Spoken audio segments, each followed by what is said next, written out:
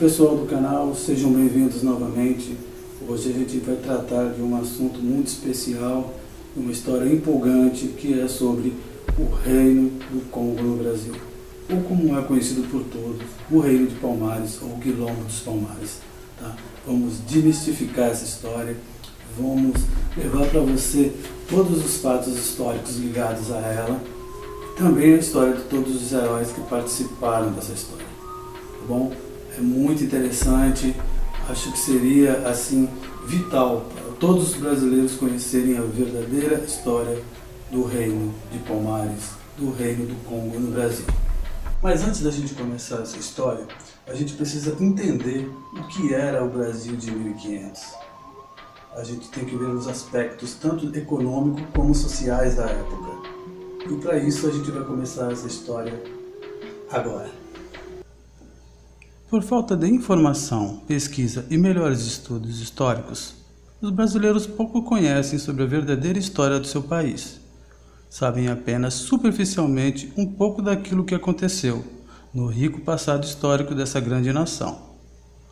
Para entendermos um pouco mais sobre esse interessante assunto, vamos precisar fazer uma retrospectiva histórica da situação política e econômica do Brasil no final do século XVI. O Brasil foi oficialmente descoberto pelo almirante português Pedro Álvares Cabral em 22 de abril de 1500. Inicialmente, a exploração puramente extrativista tinha como os principais produtos a madeira, as ervas, peles de animais e aves raras, e eventualmente a captura de alguns escravos índios.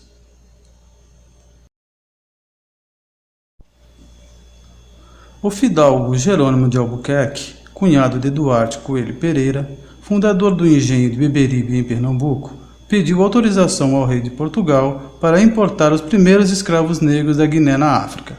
Isso ocorreu aproximadamente em 1538. Assim, se iniciava o triste período de escravização dos negros africanos no Brasil. Rapidamente, a ganância do ser humano levou os comerciantes de escravos a vender os negros como se fossem mercadorias, adquirindo-os de todas as formas de várias tribos africanas. A maioria dos negros da Bahia é descendente dos escravos que vieram da cidade de São Jorge da Mina, na Guiné, onde eram usados em trabalhos de mineração. O tráfico de escravos dava lucro à coroa portuguesa, que estimulava essa prática, já que também cobrava impostos dos traficantes. Outra região que fornecia muitos escravos para o Brasil era o Reino do Congo, que utilizou essa prática por mais de 300 anos. Apesar do homem branco comercializar os escravos, eles não entravam nas savanas e florestas para capturá-los. Eram os próprios africanos que se escravizavam-se uns aos outros. Este processo era de acordo com as etnias e com a supremacia de algumas tribos sobre as outras. Aqui no Brasil, os negros foram usados nas lavouras e nos serviços domésticos. As profissões liberais naquela época eram mais desenvolvidas pelos chamados cristãos novos, judeus e os muçulmanos convertidos ao cristianismo, para escapar das fogueiras da Inquisição. Durante a União Ibérica, que foi a união das monarquias de Portugal e Espanha em 1580 e que durou até 1640, relaxou a vigilância e o controle das capitanias hereditárias. Os escravos africanos também perceberam isto, e assim começaram a acontecer as primeiras fugas de escravos para as matas e as regiões mais afastadas do litoral brasileiro. E a partir de 1588, eles começaram a se reunir em aglomeramentos populacionais chamados de mucambos. Um grupo de mocambos formava um quilombo. Foi nesta época que começou a aparecer a figura do capitão do mato, que era o encarregado de caçar os escravos fugidos. Em 1606, um grupo de escravos jagas, que vieram de Angola, conseguiu fugir de algumas fazendas da capitania de Pernambuco e procurou se estabelecer na região oeste do atual estado do Alagoas, onde existia uma grande região montanhosa e selvagem. Neste local, na Serra da Barriga, eles deram início a um mocambo que ficou famoso entre os escravos, Ele foi chamado de Angola Janga, ou Pequena Angola. Esse Mucambo daria origem ao famoso Quilombo dos Palmares. Já nos primeiros anos da sua formação, o Mucambo de Angola Janga começou a dar problemas, porque os negros invadiam as fazendas da região para libertar escravos, roubar armas e comida. E também para raptar as mulheres, pois elas faziam falta no Mucambo. Alguns negros, por falta de mulheres, chegaram a casar com as índias daquela região. A prosperidade da produção açucareira no estado do Brasil começou a despertar a cobiça de outras nações, principalmente da Holanda, que tinha planos de invadir a região nordeste do Brasil, com a intenção de se apoderar dessa grande região produtora de açúcar. Em 1630, os holandeses invadem e assumem o controle do litoral de Pernambuco e das áreas produtoras de açúcar no Nordeste, que a partir desse momento passou a se chamar Nova Holanda. Nesta época, a fama do Angola Janga já era muito conhecida por todos os moradores da capitania de Pernambuco. Sabemos também que existem muitos documentos guardados na Holanda e em Portugal sobre este período da nossa história, e que precisam ser traduzidos e estudados. Porém, os pesquisadores brasileiros não têm incentivos financeiros para o custeio dessas pesquisas. Com isso, a nossa história e cultura sofre com o descaso. No final do século XVII, cerca de 40% de toda a população escrava existente no mundo estava localizada aqui no Brasil. A grande maioria da nossa população era constituída por escravos. É nessa altura da nossa história que entra em cena outra grande personagem histórica muito pouco conhecida pelos brasileiros. Ela foi a mais importante mulher do Quilombo dos Palmares. Estou falando de uma princesa forjada no clamor das batalhas e de sangue nobre. Seu nome era Alcatune Mohamed da Silva Santos, primeira rainha e criadora do famoso Reino dos Palmares. Alcatune nasceu na África e era filha do rei do Congo, conhecido como Dom Antônio Manimuzala I. Ela chegou ao Brasil com os 3 filhos já adultos, todos nascidos no Reino do Congo. O mais velho chamava-se Gangazumba, o segundo filho Ganazona e uma filha chamada Sabina, que muitos historiadores alegam ser a mãe de Zumbi. Fato impossível de ser verídico, já que Sabina teria chegado ao Brasil em 1666, junto com sua família, e Zumbi teria nascido em Angola Janga em 1655, 11 anos antes. Portanto, em sua origem, Zumbi não tinha sangue real congolês. Alcatune era uma brava guerreira e liderou um exército de 10.000 homens em 1665 contra a tribo dos Jagas e do exército português. As forças do Reino do Congo foram derrotadas. Alcatune foi capturada e seu pai teve a cabeça cortada e exposta em praça pública. O que muitos historiadores não sabem é que o rei do Congo, Dom Antônio, foi derrotado por forças armadas vindas do Brasil, controladas pelo paraibano André Vidal de Negreiros, que na época era governador de Luanda, em Angola. A chacina teria sido grande e cruel, porque, segundo relatos daquela época, as tropas portuguesas mataram mais de 100.000 congoleses, o que, sem dúvida, é uma quantidade impressionante de mortos. Alcatune, os seus filhos, membros da realeza do Congo e seus oficiais foram aprisionados e vendidos como escravos. Em seguida foram encaminhados para o porto de embarque, de onde seguiram viagem para o nordeste do Brasil.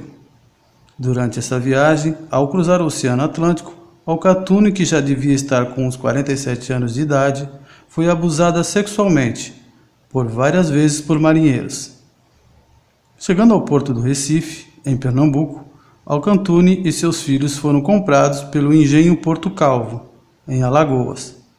Alcatune era uma mulher bonita e com porte de nobreza. Foi comprada para ser escrava reprodutora. E quando chegou a Porto Calvo, foi obrigada a se casar com um escravo do engenho, para fins de reprodução. Mas uma princesa do Congo, uma das últimas herdeiras vivas e acostumada a mandar e a liderar, não ia mesmo se acomodar no papel de escrava. Alcatune e os seus aliados planejaram bem a sua fuga, e quando eles estavam numa plantação de cana, mesmo ela estando grávida, conseguiu escapar. Em sua companhia, os seus filhos e os demais escravos da sua etnia. Empenharam-se na mata existente naquela região. Alcatune já tinha ouvido falar em Angola Janga, e foi para lá que se dirigiu durante a sua fuga do engenho Porto Calvo em 1666. Ela liderou um grupo de cerca de 200 escravos negros que foram se juntando a ela em busca da liberdade. Muito provavelmente alguns desses escravos já tinham lutado com ela na Guerra do Congo. Ao chegar no Quilombo, foi logo reconhecida e recebida com honrarias. Concederam a ela o direito de ter seu próprio mucambo, e a partir daí começou a influir cada vez mais na vida daquele grande comunidade negra. Acabou fundando o Reino de Palmares entre os anos de 1669 a 1672, sendo eleita depois sua primeira rainha. No Reino de Palmares, o governo de cada território quilombola era dado para aqueles que já tinham sido chefes em outras ocasiões. Com seus conhecimentos políticos e a sua estratégia de guerra, Alcatune foi fundamental para a consolidação do Estado Negro do Reino de Palmares, que também foi chamado de República dos Palmares. Os negros do Quilombo plantavam quase tudo, pois suas terras eram férteis. Também criavam gado, galinha e produziam óleo de coco, aguardente e artigos de palha. Eram praticamente autossuficientes em tudo. A produção excedente do Quilombo era negociada nas vilas ao entorno da Serra da Barriga, em Porto Calvo e em Peneda. Eram trocados por sal, armamentos, ferramentas, pólvoras e outros bens. Havia um intenso intercâmbio comercial com os brancos e com as tribos indígenas. Em 1670, o Quilombo dos Palmares contava com cerca de 50 mil habitantes. E existiam no mínimo 11 mocambos dentro do Reino Negro. O Mocambo dos Macacos, que era uma espécie de capital do reino, tinha cerca de 1.500 casas e uma população estimada de 8 mil habitantes. Era protegido por uma cerca de madeira dupla e por torres de observação. O Mocambo do Amaro tinha cerca de 5 mil habitantes.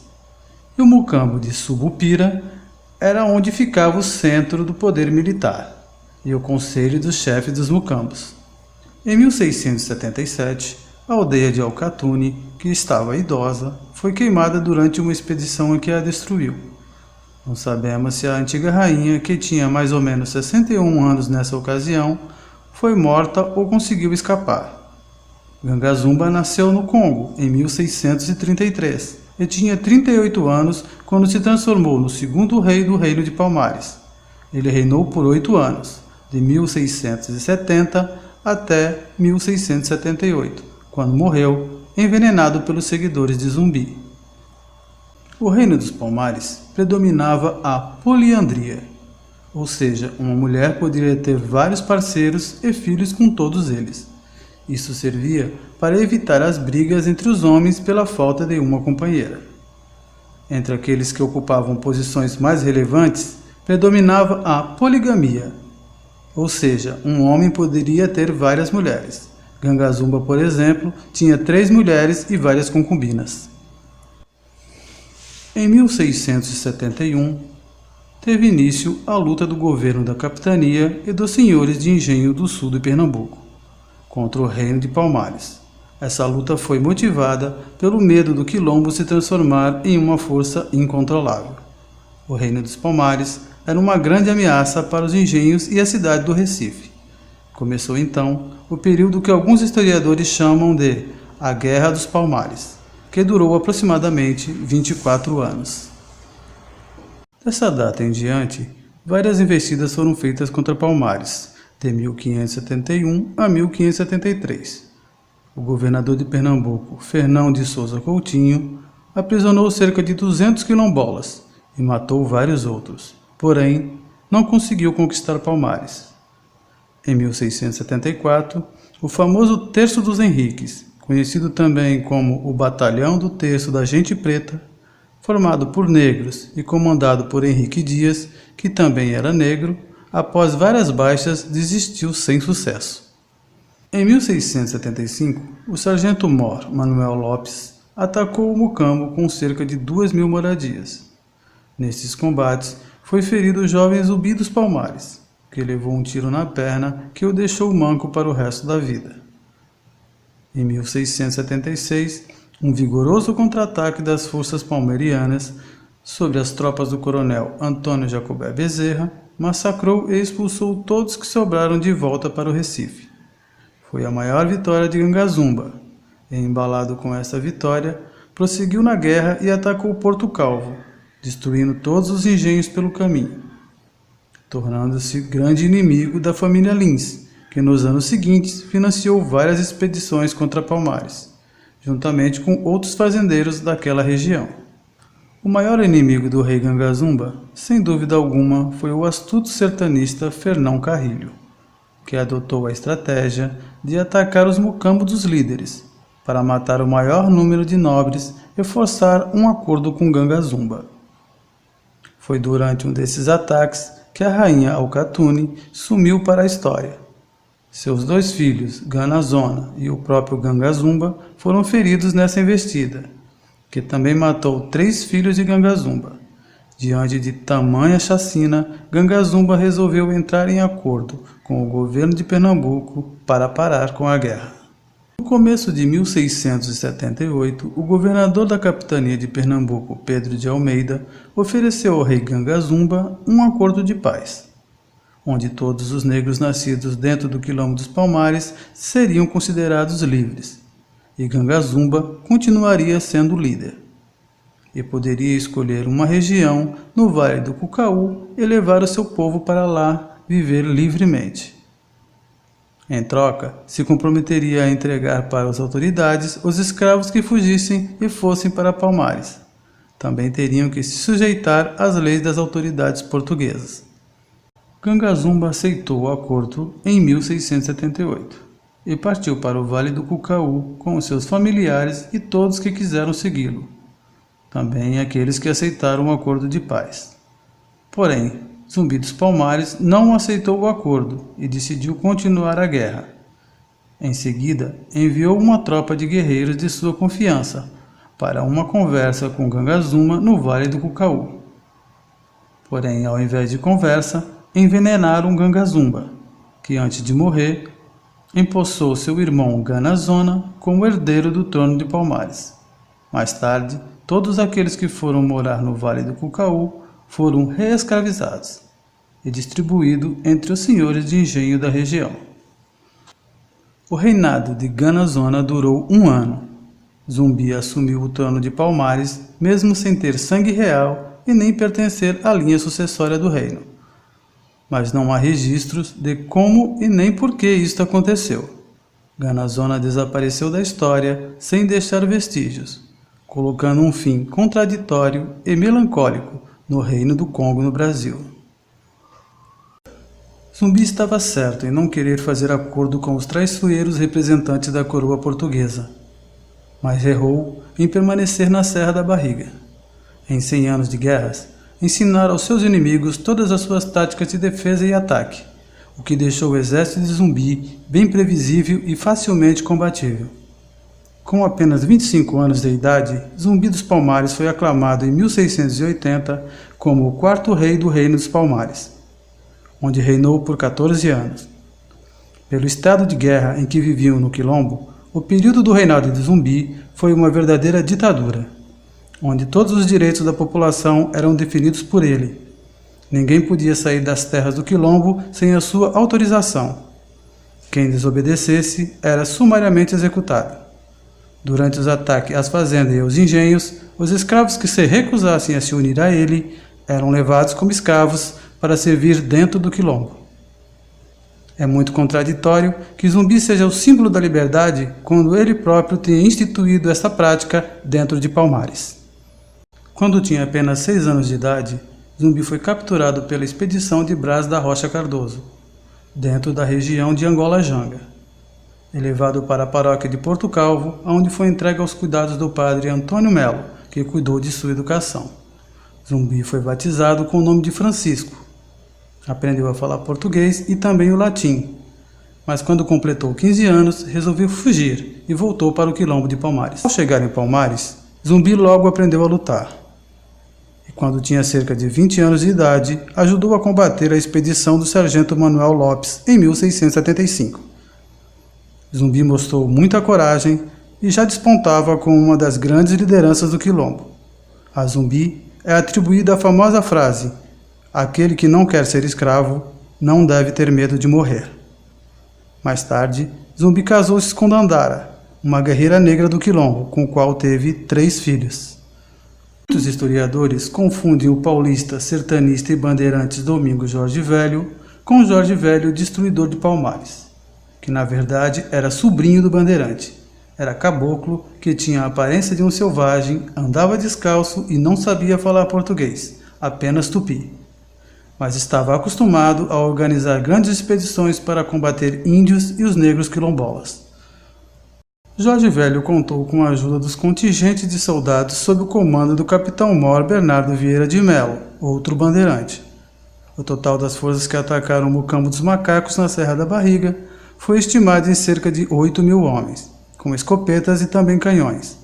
Esta foi a maior expedição militar no período colonial, uma vez que implicou com a mobilização das tropas militares de Pernambuco, Paraíba, Rio Grande do Norte, Bahia e Maranhão.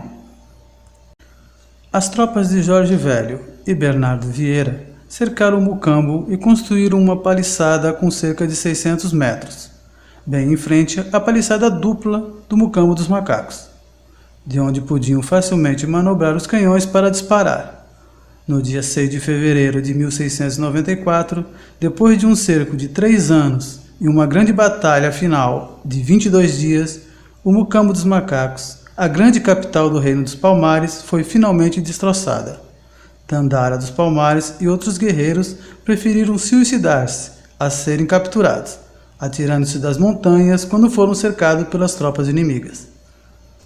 Nesta batalha, Zumbi foi ferido, mas conseguiu fugir para a Serra dos Irmãos, onde juntou um grupo de quilombolas sobreviventes do ataque, e resistiu por mais de um ano. Entre os negros capturados em Palmares estava o quilombola Antônio Soares, que foi torturado e, mediante a promessa que seria solto, revelou o esconderijo de Zumbi. Sob o comando do capitão Furtado Mendonça, seguindo as informações conseguidas com a tortura dos prisioneiros, localizou Zumbi no seu esconderijo na companhia de mais 20 guerreiros. Zumbi foi morto em 20 de novembro de 1695, quando estava com 40 anos de idade, e o seu corpo foi enviado para Porto Calvo, onde teve a cabeça cortada, salgada e enviada para o governador em Recife. Sua cabeça ficou sendo exibida no pátio de uma igreja no alto de um poste, para servir de exemplo até a sua completa decomposição. Na verdade, a resistência dos quilombolas dentro do território do Reino de Palmares ainda não tinha terminado. O quilombo de Palmares ainda resistiu a várias outras expedições. Isso durou por mais de 20 anos, até aproximadamente 1716, quando seu último Mucambo foi destruído e ele finalmente se dissolveu. Hoje, o Brasil é o segundo país do mundo em número de negros, só perdendo para a Nigéria. No último censo, 97 milhões de brasileiros se declararam negros e 91 milhões se declararam brancos. Assim, mais da metade da população atual do Brasil é negra e descendente de povos africanos. O sonho de liberdade dos escravos negros continuou vivo por mais de um século, vindo a concretizar-se somente em maio de 1888, com a completa abolição da escravatura. No Brasil, o Dia Nacional da Consciência Negra é celebrado em 20 de novembro, justamente no dia em que morreu Zumbi dos Palmares, o último rei do utópico Reino dos Palmares.